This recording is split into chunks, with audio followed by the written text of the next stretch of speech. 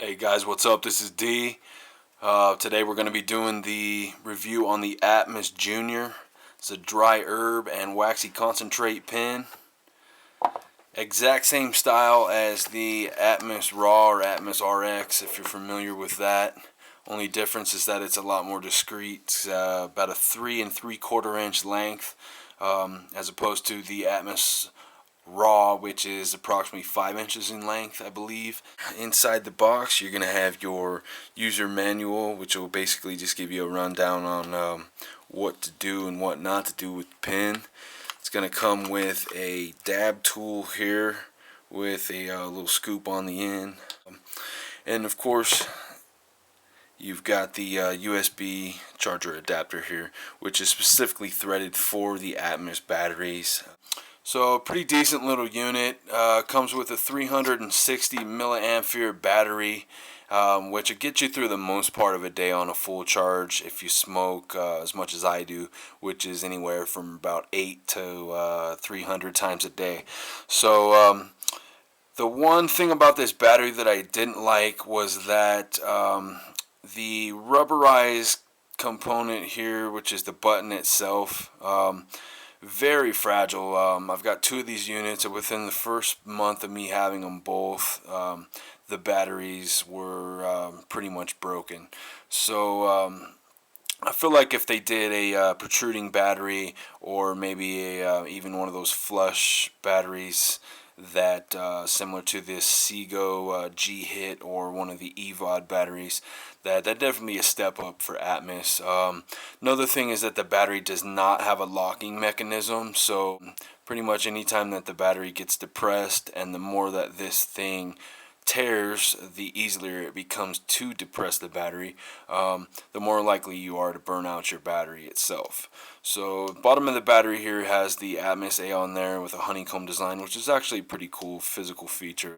The only thing that I really don't like, other than the button and the no locking mechanism, was that Atmos uses their own specific threading, which I believe is an M601 technically, but they don't exactly release the specifications on things like that. We'll move on to the coil. The coil is one of the things that I really like about this unit. It's what most people refer to as a skillet. It's a ceramic ball.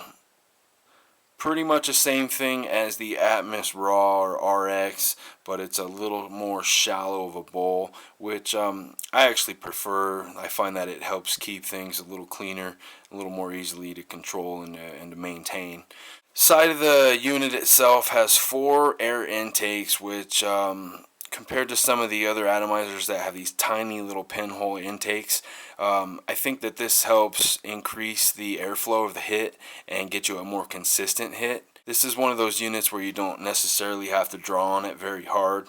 It's something that's meant to be hit a little more softly and in about 3 or 4 second intervals.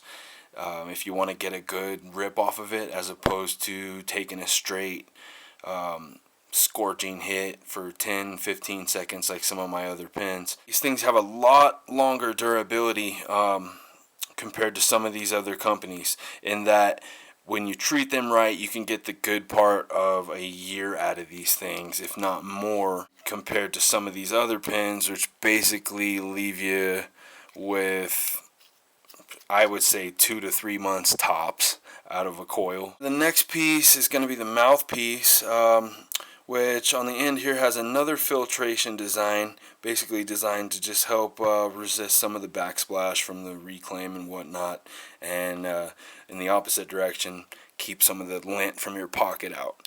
So these things are pretty secure on here, but they do come out and make it pretty easy to maintain and clean this unit. I really like this design. I think it's one of the easier units that I have as far as maintenance goes. We'll go ahead and put the unit together, fill it up with a little wax, and show you guys how it operates.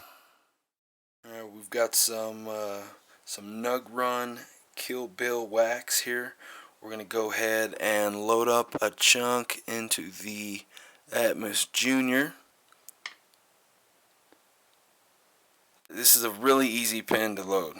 Heat up the coil real quick. You drop a chunk of wax on there. Alright, so here's the unit itself, fully assembled. Just to give you an idea, that's what it looks like in your hand.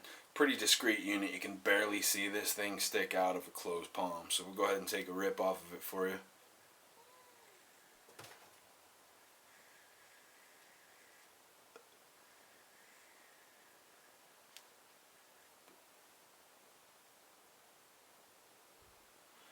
So, pretty decent vapor. Not the biggest rip compared to some of my other go-to pens, but definitely always a consistent rip. And I like that it's always at a lower temperature compared to some of my other pens.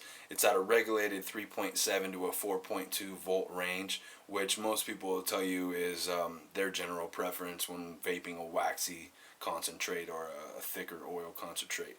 So overall, I'm going to give the Atmos Jr. a 6.5 out of 10, just because there were a couple of things I think they need to improve upon.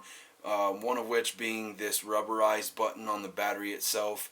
So if they changed the button, had a locking mechanism and made it to where you could use a universal 510 attachment, then it would be a huge step forward for Atmos, for me personally. So there you have it, 6.5 out of 10. Overall, a pretty decent waxy concentrate unit. Check back next week. We've got some new stuff coming from Wise Vapes. Wise Vapes has an entirely wickless line that I think you guys are going to be pretty excited about. I know I'm pretty excited about them. I'm not a fan of polywick units at all when it comes to waxy concentrates or oil, so I think that when we get these from these guys and we'll get the reviews up for you, you guys are going to be as excited as I am about it. We'll definitely have these done before the 420 festival, so do keep up, and thanks for coming in and checking out the review on the Atmos Jr. today. If you like it, pick one up at atmosrx.com. Thanks, guys.